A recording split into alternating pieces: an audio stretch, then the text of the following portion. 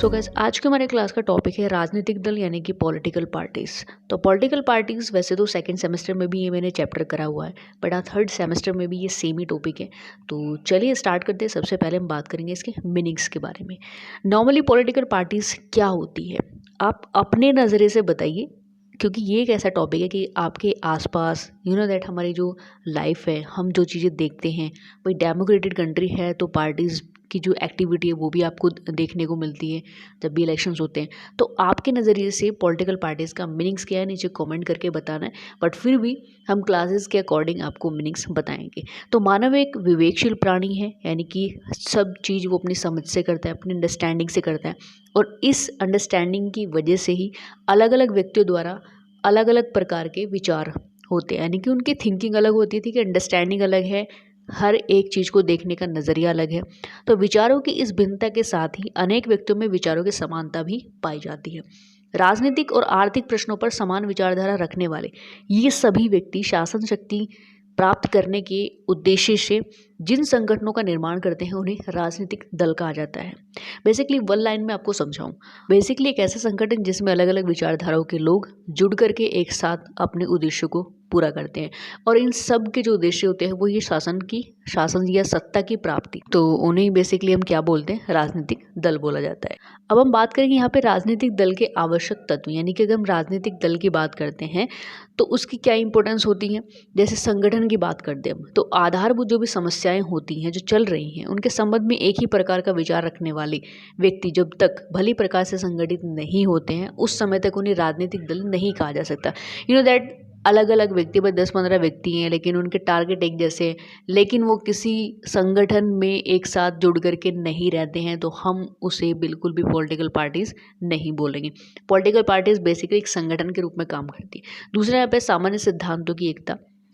तो नॉर्मली सामान्य सिद्धांत का मतलब होता है एक सिंगल थ्योरीज को मानने वाले लोगों का समूह, और उनमें यूनिटी होती है। तो राजनीतिक दल उसी समय संगठित रूप से कार्य कर सकते हैं जबकि राजनीतिक दल के सभी सदस्य सामान्य सिद्धांतों के विषय में एक ही प्रकार की धारणा रखते हों, यानी कि जो थ्योरीज है, जो प्रिंसिपल्स हैं उस संगठन के, उसको लेकर के उनमें कोई भी आर्गुमेंट ना होता हो, तब जाकर के हम बोल सकते हैं कि that is the political parties. तीसरा है संवैधानिक साधनों में विश्वास। तो राजनीतिक दल शासन शक्ति प्राप्त करने के लिए संगठित होते हैं, लेकिन शासन शक्ति प्राप्त करने के लिए उनके द्वारा संवैधानिक उपायों का आश्रय लिया जाना चाहिए। मतदान के निर्णय में उनका विश्वास होना चाहिए। तो ये सबसे इम्पोर्टेंट पॉइंट है। एंड नेक्स्ट है सत्ता प्राप्त करने की इच्छा। तो राजनीतिक दल का एक तत्व यह होता है कि उनका जो उद्देश्य होता है, उनका जो टारगेट होता है, सत्ता प्राप्त कर अपने विचारों और नीतियों को कार्य रूप में परिणत करना, इनको एग्जीक्यूट करना, जो भी इनकी पॉलिसी है, जो भी उनके वर्क है।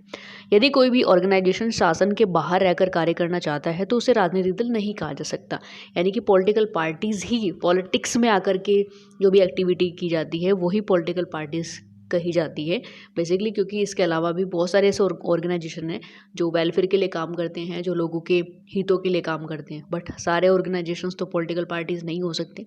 तो ये कुछ इसमें इंपॉर्टेंस एलिमेंट्स होते हैं।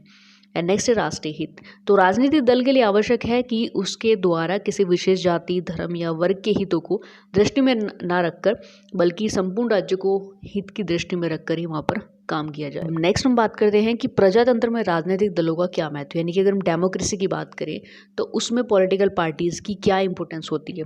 पहला पॉइंट है कि स्वस्थ लोकमत के निर्माण में आवश्यक।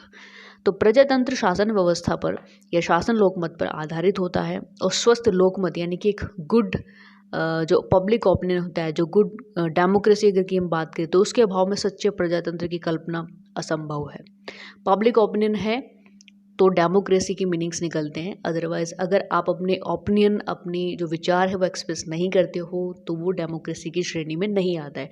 तो इस लोकमत के निर्माण और उसकी अभिव्यक्ति राजनीतिक दलों के आधार पर ही संभव है। इस संबंध में राजनीतिक दल जल्द से अधिवेशन आयोजित करते हैं, सेमिनार आयोजित करते हैं, तथा एजेंट या व्याख्यानदाता यानी कि जो एक्सप्लेनेटर होते हैं या प्रचारक होते हैं उनके माध्यम से जनता को शिक्षित करने का प्रयास करते हैं। तो पॉलिटिकल पार्टीज़ की अपनी एक इम्पोर्टेंस भी होती है कि भाई उसके थ्रू लोगों को अपने जो ओपिनियन होते हैं वो एक्सप्रेस करने का मौका मिलता है। दूसरा पॉइंट है चुनाव के संचालन के लिए आवश्यक। तो जब मताधिकार बहुत अधिक सीमित था और निर्वाचकों की संख्या कम थी तब निर्दलीय रूप से चुनाव लड़े जा सकते थे, लेकिन अब सभी देशों में वयस्क मताधिकार को अपना लिया जाने की वजह से निर्दलीय रूप से चुनाव लड़ना लगभग इम्पॉसिबल है, क्योंकि कॉम्पिटिटर सामने खड़ा रहता है। ऐसी सिचुएशन में राजनीतिक दल अपने दल की ओर से उम्मीदवारों को खड़ा करते हैं और उनके पक्ष में प्रचार करते हैं। यदि राजनीतिक दल न हो तो आज के विशाल लोकतंत्रात्मक राज्यों में चुनाव का संचालन करना लगभग असंभव सा है। तो पॉलिटिकल पार्टीज का होना लोकतंत्र के लिए एक बहुत बड़ी बात है और लोकतंत्र में जो मत देने का जो अधिकार है उसके लिए भी बहुत इम्पोर्टेंस मानी जाती है। नेक्स्ट पॉइंट है सभी वर्गों के प्रतिनिधित्व के लिए आवश्यक।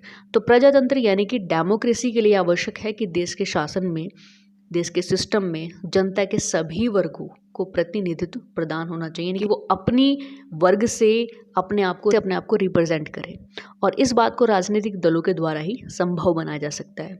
नेक्स्ट पॉइंट है सरकार के निर्माण तथा संचालन के लिए आवश्यक। निर्वाचन के बाद में यानी कि आफ्टर इलेक्शन राजनीतिक दलों के आधार पर ही सरकार का निर्माण कर सकना संभव होता है, और यह बात संसदात्मक अध्यक्षात्मक दोनों ही प्रकार के शासन व्यवस्थाओं के संबंध में नितांत सही है। यानी कि पार्लियामेंट्री सिस्टम में भी ये सही मानी जाती है, प्रेसिडेंशियल सिस्टम में भी सही मानी जाती है, यानी कि ये इंडिया में भी एक्सेप्ट की जाती है और अमेरिका में भी एक्सेप्ट की जाती है कि बिना पॉलिटिकल पार्टीज़ के आप गवर्नमेंट को नहीं बना सकते। ठीक है, क्योंकि पॉलिटिकल पार्टीज है तभी तो इलेक्शन होंगे, तभी तो चुनाव होंगे, तभी तो लोग वोट करेंगे।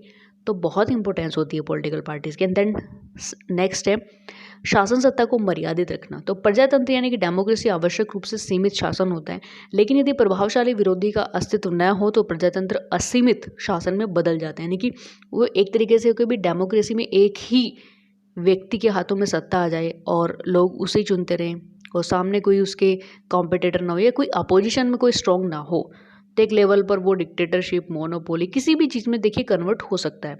तो यदि बहुमत राजनीतिक दल शासन सत्ता के संचालन का कार्य करता है तो विरोधी दल के रूप में कार्य करते हुए शासन शक्ति को सीमित रखने का प्रयत्नशील कार्य करते हैं।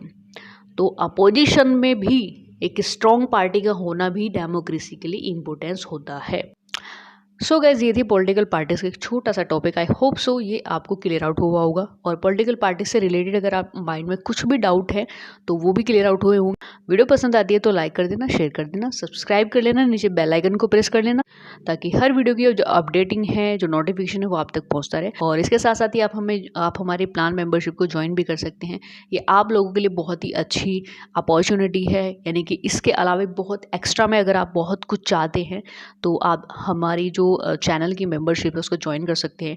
नीचे ज्वाइन का बटन है, उसको जैसे ही क्लिक करेंगे आपके सामने 3 प्लान आ जाएंगे, और 3 प्लान में आप जो भी चूज़ करना चाहे अपने हिसाब से चूज़ कर सकते हैं। हर प्लान में अलग अलग क्वालिटीज़ आपको दी जाएंगी चैनल की तरफ से। So check it and let's go, and मिलते हैं नेक्स्ट इन्फॉर्मेशन के साथ में नेक्स्ट लेक्चर में। तब तक के लिए जय हिंद, जय भारत।